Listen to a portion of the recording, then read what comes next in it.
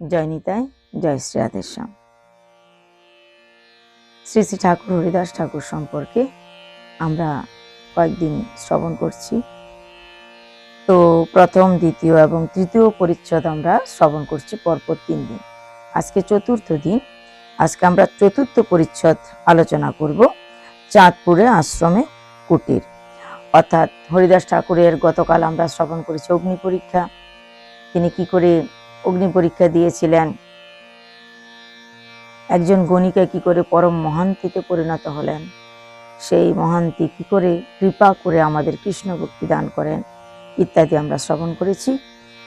তো সেই গণিকাকে বেনাপোলের সেই ছোট্ট কুটির উপহার দিয়ে হরিদাস ঠাকুর চলে আসলেন চাঁদপুরের পুণ্যকুটিরে। অর্থাৎ চাঁদপুরে তিনি প্রবেশ করলেন। চাঁদপুরে তিনি আসার পর কি কি ঘটনা ঘটলো আমরা শ্রবণ করি। হিরণ্য দাস এবং গোবর্ধন দাস মজুমদার নামে 2 কায়স্থ ভূ অধিপতি ছিল। তো তারা সরস্বতীর তটে সত্যগ্রামে বসবাস করতেন। গোরেশ্বরের বিচার বিভাগীয় প্রতিনিধির কোষাধ্যক্ষ ছিলেন। তাদেরকে লক্ষের ঠাকুরও বলা হতো। সপ্তগ্রাম তখন চারিদিক থেকে সুখ সম্পদে খুব পরিপূর্ণ ছিল। তো এই 2 ভাই হিরণ্যাক্ষ এবং গোবর্ধন দাস সপ্তগ্রামের আশ্রয় এবং অলঙ্কার স্বরূপ বৈষ্ণব করিয়া হিরণ্য ও গোবর্ধন দাসকে ধার্মিকের অগ্রগণ্য বলিয়া বিবেচনা করা হয়েছে এবং প্রশংসা করা হয়েছে। হিরণ্য গোবর্ধন দাস 2 সহোদর সপ্তগ্রামে 12 লক্ষ মুদ্রার ঠাকুর, অর্থাৎ 12 লক্ষ মুদ্রার ঈশ্বর তারা। বাৎসরিক তাদের 12 লক্ষ মুদ্রা আয় হয়। সদাচার সৎকুলীন ধার্মিক অগ্রগণ্য নদিয়াবাসী ব্রাহ্মণের উপজীব্য প্রায় অর্থ ভূমি গ্রাম দিয়া করণ সহায়। এরা প্রচুর ধনী এবং ধার্মিক তো ছিলেনই। তারা নদিয়ার ব্রাহ্মণদেরকে বা বিভিন্ন জায়গায় ব্রাহ্মণ সাধুগুরু বৈষ্ণবদেরকে তারা সাহায্য করতেন, অর্থ দিয়ে, ভূমি দিয়ে, যাকে যেভাবে পারা যায়। তো গোবর্ধন এবং হিরণ্য দাসের তাদের একজন কুল পুরোহিত ছিলেন। তো তাদের সেই পুরোহিতের নাম হচ্ছে বলরাম আচার্য। সপ্তগ্রামে তিনি খুব সম্মানের সঙ্গে বসবাস করতেন। অনেক বাচ্চারা তার কাছে লেখাপড়া শিখতে আসতো। তো তিনি বাচ্চাদেরকে যেরকম লেখাপড়া শেখাতেন, তার পাশাপাশি ধর্মীয় কিছু অনুভূতি, ধর্মীয় কিছু গ্রন্থ পাঠ, ধর্মের কিছু শিক্ষা তিনি দিতেন। সবাই তাকে খুব ভক্তি শ্রদ্ধা করত। তো সাধারণ লোকে হিরণ্য গোবর্ধন দাসকে যেরকম শ্রদ্ধা ভক্তি করতেন, তেমনি বলরাম আচার্যকেও করতেন। হরিদাস ঠাকুর বেনাপোলের সেই কুটির বা কানন পরিত্যাগ করে কয়েকটি গ্রাম অতিক্রম করে চাঁদপুরে যখন আসলেন, তখন তিনি এই বলরাম আচার্যের ঘরে অতিথি হলেন। বলরাম আচার্য হরিদাস ঠাকুরকে পেয়ে বহুত খুশি হলেন। তিনি তাকে একটা পর্ণ কুটির দিলেন। সে কুটিরে হরিদাস ঠাকুর থাকতেন। বিকালের দিকে যে কোনো একটা সময় এসে তিনি সেবা নিতেন, প্রসাদ সেবা নিতেন বা ভিক্ষা করতেন, যাই বলব। তো এইভাবে কয়েকদিন যাওয়ার পর হিরণ্যাক্ষ এবং গোবর্ধন দাস খবর পেলেন হরিদাস ঠাকুর এসছে বলরাম আচার্যের বাড়ি। যদিও হরিদাস ঠাকুর কোনো ধনীর গৃহে যেতেন না, তবুও এই গোবর্ধন দাস এবং হিরণ্য যদি তারা খুব পুনঃ বলেছিলেন বলরাম আচার্যের কাছে যে একবার হরিদাস ঠাকুরকে যদি তাদের কাছারিতে আনা যায় বহুত ভালো হয়। শুনেছি তিনি নামাচার্য হরিদাস, শুনেছি তিনি 3 লক্ষের অধিক নাম করেন প্রতিদিন, একবার যদি তাকে আনা যেত। তো তাদের অনুরোধে বলরাম আচার্য যখন পুনঃ হরিদাস ঠাকুরকে বলতে লাগলেন, একবার তো চলুন ওই কাছারিতে, তারা এত ধার্মিক, ওদেরকে ধার্মিক বিবেচনা করে হরিদাস ঠাকুর যেতে রাজি হলেন। একদিন বলরাম মিনতি করিয়া মজুমদারের সভায় আইলা হরিদাস লইয়া। ঠাকুর দেখি 2 ভাই কইল অদ্ভুত পায়ে পড়ি আসন দিলাম করিয়া সম্মান। একদিন বলরাম আচার্য নিয়ে আসলেন হরিদাস ঠাকুরকে। সভা আলো করে সবাই বসে আছে, উচ্চ আসনে বসে আছে হিরণ্যাক্ষ গোবর্ধন দাস। যখনই হরিদাস ঠাকুর প্রবেশ করলেন সেই সবাই উঠে দাঁড়ালো, প্রণাম করলো। তারা 2 ভাই ভুলণ্ঠিত হয়ে প্রণাম করলো, সম্মান করে আসন দিল বসতে। হরিদাস ঠাকুর সে আসনে বসলেন। হরিদাসের গুণকীর্তন সবাই তো গাইছেন, সবাই যে যে বড় বড় পণ্ডিত ছিল তারা সবাই হরিদাসের সৌম্য শান্ত দিব্য মূর্তি দেখিয়া মুগ্ধ হইলেন, অশেষ প্রকারে তার গুণকীর্তন করিতে লাগিলেন। ব্রাহ্মণ পণ্ডিতেরা ঠাকুর হরিদাসকে কিরূপ ভাবে গ্রহণ করিবেন সে সম্বন্ধে হিরণ্যাক্ষ এবং গোবর্ধন দাসের একটু সংশয় ছিল, কিন্তু পণ্ডিতেরা এত সুন্দর ব্যবহার করছেন দেখে তারাও খুব আনন্দিত হলেন। অনেক পণ্ডিত সবাই ব্রাহ্মণ সজ্জন, দুই ভাই মহাপণ্ডিত হিরণ্য গোবর্ধন হরিদাসের গুণ সবে কহে পঞ্চমুখে, শুনিয়া দুই ভাই মনে পাইল বহু সুখে। চৈতন্য চরিতামৃত থেকে আমরা এই শ্লোকগুলা বলছি। তো এই দুই ভাই খুব আনন্দ পেলেন। পণ্ডিতেরা জানতেন যে হরিদাস ঠাকুর প্রতিদিন 3 লক্ষের অধিক হরিনাম করেন, মাসে 1 কোটি হরিনাম তিনি করেন, তাই তিনি এই বিষয়ে পারদর্শী। তাই তারা সিদ্ধান্ত নিলেন এই হরিনামের মহিমা সম্পর্কে হরিদাস ঠাকুরের কাছ থেকে জানবেন। তাই তারা কি বললেন, কেহ বলে নাম হইতে হয় পাপ ক্ষয়, কেহ বলে নাম হইতে জীবের মুখ্য হয়। তাহলে এই নাম সম্পর্কে এক একজনের যে বুদ্ধি, এক একজনের যে বিবেচনা, এক একজনের যে ভাব সেটা প্রকাশ করছেন তারা। কেউ কেউ বলছেন যে হরিনাম করলে নাম আমাদের পাপ ক্ষয় হবে, যদি আমরা হরিনাম করি পাপ ক্ষয় হবে। আবার কেউ বলছেন যে হরিনাম করলে মুখ্য প্রাপ্তি হবে। কিন্তু চৈতন্য মহাপ্রভু যেমন রায় রামানন্দকে বলিয়াছিলেন এহ বাহ্য আগে কহ, আর শ্রী হরিদাস ও পণ্ডিতদেরকে নামের বাহ্য আনুষাঙ্গিক অর্থ ছাড়িয়া মুখ্যার্থের সিদ্ধান্ত করিলেন। হরিদাস ঠাকুর সেরকম বললেন, এগুলো বাইরের বিষয়, মুখ্যটা তিনি কইছেন। হরিদাস কহে নামের এই 2 ফল নহে, এই যে পাপ ক্ষয় হয়ে যাবে, মুক্তি লাভ হবে, এগুলা কিন্তু মূল কথা নয়, এগুলো হচ্ছে বাইরের 2টি ফল। নামের ফলে কৃষ্ণপদে প্রেম উপজয়। আমরা যদি নাম করি, এই নামের ফলে, হরিনামের ফলে কি হয় বলে প্রেম উপজয়, প্রেম হয়, হৃদয়ে প্রেম জাগ্রত হয়। কার প্রতি? ভগবান শ্রীকৃষ্ণের, রাধারানীর প্রতি প্রেম জাগ্রত হবে। আনুষঙ্গিক ফল নামে মুক্তি পাপ নাশ। আরে এগুলো তো আনুষঙ্গিক ফল, একটার সাথে একটা ফ্রি যেমন দেয়, আনুষঙ্গিক ফল। মুক্তি হবে, পাপ নাশ হবে। তাহার দৃষ্টান্ত হচ্ছে সূর্যের প্রকাশ। দৃষ্টান্ত যেরকম সূর্যের প্রকাশ, সকালে যেরকম সূর্য উদিত হয়। ঠাকুর হরিদাস তার মনের কথা বিশদ রূপে বুঝাইবার জন্য শ্রী ভাগবত ও বৃহৎ নারদীয় প্রভৃতি পুরাণের শ্লোক পড়ে পড়ে বুঝাতে লাগলেন। হরিদাস বৃহৎ নারদীয় পুরাণ থেকে কিছু আলোচনা করছেন, শ্রীমদ্ ভাগবত থেকে কিছু টিকার আলোচনা করে সবাইকে বুঝাতে লাগলেন। সূর্য অন্ধকার সমুদ্রকে যেমন শোষণ করে দূরীভূত করে, তেমনি জগৎ মঙ্গল এই হরিনাম, জগতের মঙ্গল করে এই হরিনাম একমাত্র একবারও যদি উচ্চারিত হয় বা উচ্চারিত হইলে আমাদের সমুদয় দুঃখ নাশ হয়, সংশয় বিনষ্ট হয়, আর আমরা জয়যুক্ত হই। হরিদাস ঠাকুর এভাবে বুঝাচ্ছেন। ঠাকুর হরিদাসের ইচ্ছা যে সমস্ত কোনো পণ্ডিত এই শ্লোকের বিশদভাবে অর্থটা বুঝাইয়া দিক, যে কিভাবে তিনি শ্লোকটা পড়েছেন এবং এর অর্থটা কি বিশদভাবে বুঝিয়ে দিলে পণ্ডিতরা তো ভালো হয়। কিন্তু এই ভার গ্রহণ করতে কেউ রাজি হলেন না। হরিদাস ঠাকুর সংস্কৃতে যে এই শ্লোকটা বললেন, সেই শ্লোকটার অর্থ ঠিক এরম ঠাকুর নিজেই বুঝিয়ে বলছেন সবাইকে। ঠাকুর হরিদাস তখন নিজেই বলছেন, কি বলছেন? হরিদাস কহে জয়ছে সূর্যের উদয়, উদয় না হইতে আরম্ভে তম হয় ক্ষয়। চোর প্রেত রাক্ষসাদি ভয় হয় নাশ, উদয় হইলে ধর্ম মঙ্গল প্রকাশ। জয়ছে নামভ্যাসে পাপ আদি ক্ষয়, উদয় হইলে কৃষ্ণ পদে হয় প্রেমোদয়। মুক্তি তুচ্ছ ফল হয় নামাভ্যাস হইতে, যে মুক্তি ভক্ত না লয় কৃষ্ণ যাচে দিতে। হরিনামের মহিমা প্রকাশে তিনি এইটুকু বললেন, জয়ছে সূর্যের উদয়। যেমনি সূর্যের উদয় হতে না হতেই চোর ডাকাত ভূত প্রেত পিশাচ এরা দূরে পলায়ন করে, সূর্য উদয় হতে হতেই সব মন্দিরে মঙ্গল আরতির ঘন্টা বাজে, সবাই পুজো পাঠ করে, মন্ত্র স্মরণ করে, স্নান করে, সৎমঙ্গল করে, অর্থাৎ দিনের আলো ফুটতে না ফুটতে মঙ্গল কাজ শুরু হয়ে যায়। রয়েছে ঠিক সেরকম নামাভ্যাসে পাপ আদি ক্ষয় হয়, উদয় হইলে কৃষ্ণ পদে প্রেম উপজয়।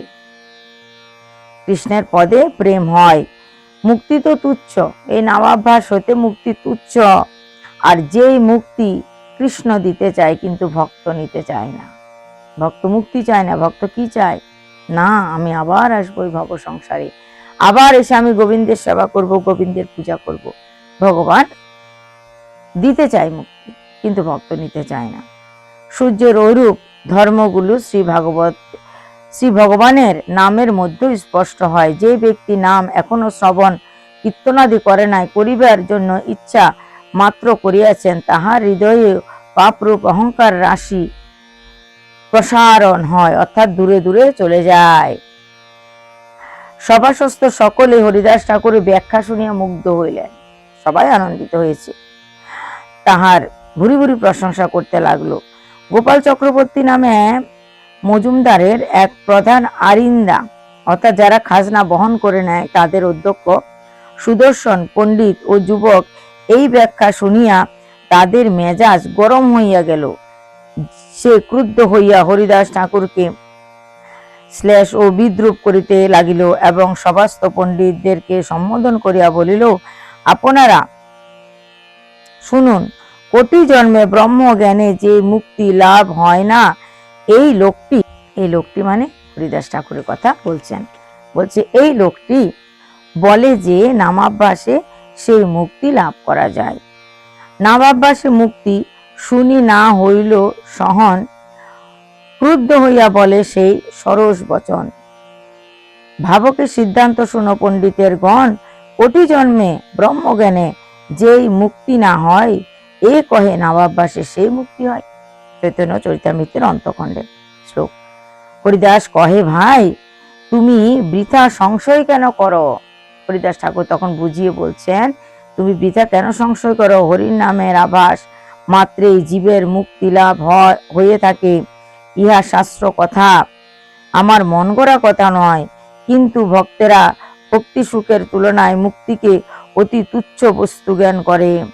ভক্তিজাত বিচিত্রপূর্ণ চমৎকারিতাময় আনন্দের লোভে লুব্ধ হইয়া মুক্তি ভক্তদের নিকট উপস্থিত হইলে তাহারা তাহা স্পর্শ করে না। মুক্তি যদি ভক্তর কাছে উপস্থিত হয়ে যায়, ভক্ত তা স্পর্শ করে না, ভক্ত চায় না সেই মুক্তি। গোপাল চক্রবর্তী কাণ্ডজ্ঞান শূন্য হইয়া হরিদাসের সঙ্গে বাজি ধরিলেন। বিপ্র কহে, নামাভ্যাসে যদি মুক্তি হয় তবে তোর নাক কাটি করহ নিশ্চয়। যদি নামাভ্যাসে মুক্তি হয় তবে তোমার নাক কেটে বলো। ঠাকুর হরিদাস কোন রূপে ইতস্তত না করিয়া বলিলেন, হরিদাস কহে, যদি নামাভ্যাসে মুক্তি নয় তবে আমার নাক কাটি, এই সুনিশ্চয়। চৈতন্য চরিতামৃতের শ্লোক। হরিদাস ঠাকুর কত জোরের সঙ্গে বলছেন, যদি নামাভ্যাসে মুক্তি না হয় তবে আমি আমার নাক কেটে ফেলবো। মজুমদার সেই বিপ্রে করিল বহুত ধিক্কার। মজুমদার বহুত ধিক্কার করেছে লোককে। বলরাম পুরোহিত তাকে ভর্ৎসনা করিলেন। ঠাকুর হরিদাস নির্বিকার চিত্তে উঠিয়া বলিলেন, মজুমদার আরিন্দা ব্রাহ্মণকে কর্মচ্যুত করিলেন। এই সভাসদগণের সহিত ঠাকুর হরিদাসের চরণ তলে পতিত হইলেন। যখন এই মজুমদার এই আরিন্দাকে, যে ব্যক্তি এত অপমান করছে হরিদাস ঠাকুরকে, সঙ্গে সঙ্গে মজুমদার তাকে কর্ম থেকে বহিষ্কার করলেন, কাজ থেকে ইস্তফা দিতে বললেন। ঠাকুর হরিদাস সভাস্থ সবাইকে মধুর বাক্যে বলিতে লাগিলেন, তোমরা সকলে দুঃখিত হইতেছ কেন? তোমাদের কোনো দোষ নাই, এই ব্রাহ্মণেরও কোনো দোষ দেখি না আমি। যে আমার সঙ্গে তর্ক করছে তারও কোনো আমি দোষ দেখছি না। তোমরাই বা এত মনে কষ্ট পাচ্ছ কেন? তার দোষ নাহি, তার তর্কনিষ্ঠ মন, তার কোনো দোষ নেই, কিন্তু তার মনটা একটু তর্কনিষ্ঠ, তর্ক করতে ভালোবাসে। তর্কের গোচর নহে নামের মহত্ব। যে তার্কিক, যে ভগবানের নাম নিয়েও উল্টো পাল্টা তর্ক করতে ভালোবাসে, তার কাছে তো নামের মহিমার গোচর হয় না, সে বুঝতে পারে না নামের মহিমা। কোথা হইতে জানিবে এই সব তত্ত্ব? সে তাহলে জানবে কি করে? আর যদি সে না জানে না বোঝে তবে স্বীকার করবে কিভাবে? হরিদাস পুনরায় কহিলেন, যাও ঘর, কৃষ্ণ করুক কুশল সবার, আমার সম্বন্ধে যেন দুঃখ না হও কাহার। তোমরা সবাই সুখে শান্তিতে ঘরে ফিরে যাও, কেউ মনে কিছু খারাপ ভাবেন না, সবার কুশল হোক, সবার মঙ্গল হোক, সবাই যেন ভালোভাবে থাকে, সুখে থাকে। তিনি সবাইকে আশীর্বাদ করলেন। ঠাকুর হরিদাসের স্নেহ দৃষ্টি অপার, আপাময় সকলের প্রতি শত্রু মিত্র নির্বিচারে আশীর্বাদ বর্ষণ করিল। অর্থাৎ যে শত্রু বা যে মিত্র সবার প্রতি সমানভাবে তার কৃপা দৃষ্টি পর্যবসিত হলো, সবাইকে আশীর্বাদ করলেন। শ্রীপাদ কবিরাজ গোস্বামী প্রভু তারপর তিনি লিখেছেন কি, যদ্যপি হরিদাস বিপ্রের দোষ না লইল, তথাপি ঈশ্বর তারে ফল ভুঞ্জাইল। ভক্তের স্বভাব অজ্ঞেয় দোষ ক্ষমা করে, কৃষ্ণ স্বভাব ভক্ত নিন্দা সহিতে না পারে। এত অপমান করেছে হরিদাস ঠাকুরকে, তথাপি হরিদাস ঠাকুর কিচ্ছু বললেন না। নির্বিকার চিত্তে তিনি সবকিছু স্বীকার করলেন, সবকিছু। কিন্তু ভগবানের স্বভাব, সে নিজের কলঙ্ক বা নিজেকে যদি, ভগবানকে যদি কেউ ভালো মন্দ বলে তবে সহ্য করবে, কিন্তু ভগবানের ভক্তকে যদি ভালো মন্দ বলে তাহলে ভগবান সহ্য করেন না। ঠাকুর হরিদাস সপ্তগ্রামের সভা হইতে বাহির হইয়া কিছুকাল চাঁদপুরের কুটিরে অবস্থান করিয়া বলরাম আচার্যের নিকট বিদায় গ্রহণ করিয়া শান্তিপুর চলিয়া আসিলেন। কিছুদিন থাকার পর তিনি শান্তিপুরে চলে আসলো। ঠাকুর হরিদাস যখন বলরামের গৃহে অতিথি ছিলেন, তখন রঘুনাথ নামে একটি 15 বৎসর বয়স্ক বালক তাহার হৃদয় আকর্ষণ করিয়াছিল। তো ঠাকুর হরিদাস যখন বলরাম আচার্যের বাড়িতে ছিলেন কয়েকদিন, সেই সময়ে রঘুনাথ দাস নামে এক ছোট্ট বালক, 5 বছরের একটা বালক খুব আকর্ষণ করেছিল হরিদাস ঠাকুর, তার হৃদয় মনকে আকর্ষণ করেছিল।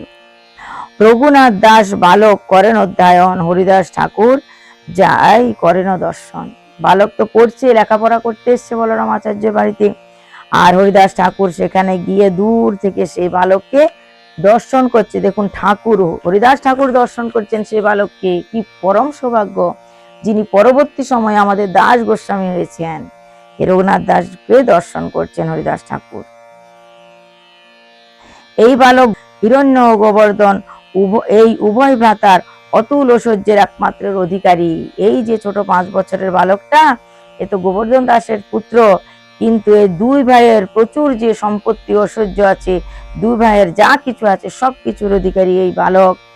ঠাকুর হরিদাসের স্নেহ করুণ দৃষ্টি তাহার উপর পতিত হইলে দেখিতে দেখিতে ভক্ত বৈরাগ্যের বীজ তাহার হৃদয়ে অঙ্কুরিত হইয়াছিল। অর্থাৎ জন্মগত সূত্রেই ভক্ত হয়ে তো তিনি এসেছিলেন, আর এখন হরিদাস ঠাকুরের দৃষ্টি তার প্রতি পড়ল, হরিদাস ঠাকুরের কৃপা, হরিদাস ঠাকুরের অনুগ্রহ তিনি পেয়ে গেলেন। তাই বলছে তিনি তো খুব সৌভাগ্যের অধিকারী হয়ে উঠলেন। বৈরাগ্যের বীজ তাহার হৃদয়ে অঙ্কুরিত হইয়াছিল। বৈরাগ্যের বীজটা যেটা লুকানো ছিল হৃদয়ে, সেটা আজকে কি হলো, অঙ্কুরিত হয়ে উঠল। শুধু তাই নয়, হরিদাস কৃপা করেন তাহার উপরে, হরিদাস ঠাকুর তার উপরে কৃপা করেন। সেই কৃপা কারণ হইল চৈতন্য পাইবারে। কৃপা করছে কি, তুমি চৈতন্য পাও, আমার চৈতন্য মহাপ্রভু তোমায় কৃপা করুক। হরিদাস ঠাকুর এটা মনে মনে চিন্তা করলেন। কার প্রতি? ওই 5 বছরের বালক দাস গোস্বামী বা রঘুনাথ দাস গোস্বামীর প্রতি। তাহার পিতামাতা তাহাকে সংসারে আবদ্ধ রাখিবার জন্য অনেক চেষ্টা করিয়াছিলেন, কিন্তু সকল চেষ্টায় ব্যর্থ হইয়াছিল। তখন রাত্রি যুগে বারংবার গৃহ হইতে পলায়ন করেন এবং বারবার সতর্ক প্রহরী তাকে ধরিয়া আনেন। তাহার মাতা তাহার পিতাকে বলিয়াছিলেন যে ছেলে উন্মত্ত হইয়াছে, তাহাকে বাঁধিয়া রাখো। পিতা উত্তর দিলেন, যাহাকে ইন্দ্রের সমান ঐশ্বর্য এবং অপ্সরা সদৃশ স্ত্রী বাঁধিতে পারিল না, তাহাকে দড়ির বাঁধনে কি করিবে। মহাপ্রভুর সঙ্গে মিলনের পর ইনি পুরীধামে অবস্থান কালে যে রূপ দৈন্য ও কিচ্ছু সাধনের পরাকাষ্ঠা দেখাইয়া গিয়েছেন, তা জগতে তাহার তুলনা নাই। জগন্নাথ মন্দিরের পাশে দোকানে যে প্রসাদ বিক্রয় হইত, যে জগন্নাথ মন্দিরের পাশে যে আনন্দবাজারের প্রসাদ বিক্রি হয় তা তো আপনারা সবাই জানেন। 2-3 বারে যে সকল অন্ন বিক্রয় হয় না তাহা গরুকে খাইতে দেওয়া হয়। প্রসাদ তো অনেক অনেক আসে, হয়তো 2-3 দিন হয়ে গেছে প্রসাদ বিক্রি হয় নাই, কি করবে? ওগুলা গোমাতাকে খেতে দেওয়া হয়। কিন্তু অনেক সময় কি খুব গন্ধ হয়ে গেলে গোমাতাও সেগুলা গ্রহণ করেন না। সেই প্রসাদ তুলে এনে ভালো করে ধুয়ে চালনিতে চেলে পরিষ্কার করে নুন মাখিয়ে রোদে শুকাতেন, সেই প্রসাদ তিনি সেবন। তো এভাবে তিনি জগন্নাথ ধামে বৈরাগ্যের পরাকাষ্ঠা হয়ে জীবন কাটিয়েছিলেন। তো এই অল্প সময়ের মধ্যে হরিদাস ঠাকুর সম্পর্কে তো আমরা আলোচনা করলাম, আর একটুখানি দাসগোসাই সম্পর্কে আমরা বললাম, কিন্তু এটা আমরা পানিহাটি উৎসবের আগে বিস্তারিতভাবে আলোচনা করি, শ্রবণ করি এবং অন্যদেরকেও করাই। আজকে আমরা বৃন্দাবন দাস ঠাকুরের সম্পর্কেও কিছুটা আলোচনা করেছি। তো সত্যি সত্যি শ্রীল বৃন্দাবন দাস ঠাকুর বলিয়াছেন, হরিদাসের স্পর্শ করা দূরে থাক, তাহাকে দর্শন করিলেও নিখিল ভববন্ধন ছিন্ন হয়। এই হরিদাস ঠাকুর সম্পর্কে কি বলছেন বৃন্দাবন দাস ঠাকুর? তার কথা শ্রবণ করলে তো বহুত পুণ্য হয়, স্পর্শ করলে তো বহুত পুণ্য হয়, কিন্তু তার দর্শনেও ভববন্ধন ছিন্ন হয়ে যায়। আজকের আলোচনা এই পর্যন্তই রাখি। কালকে আমরা পঞ্চম পরিচ্ছদ শ্রী অদ্বৈত এবং হরিদাস, অদ্বৈত মহাপ্রভুর সঙ্গে হরিদাস ঠাকুরের কিভাবে দেখা হয়েছিল সেই সম্পর্কে আলোচনা করব। আজকে এই পর্যন্তই। জয় নিতাই, জয় শ্রী রাধেশ্যাম।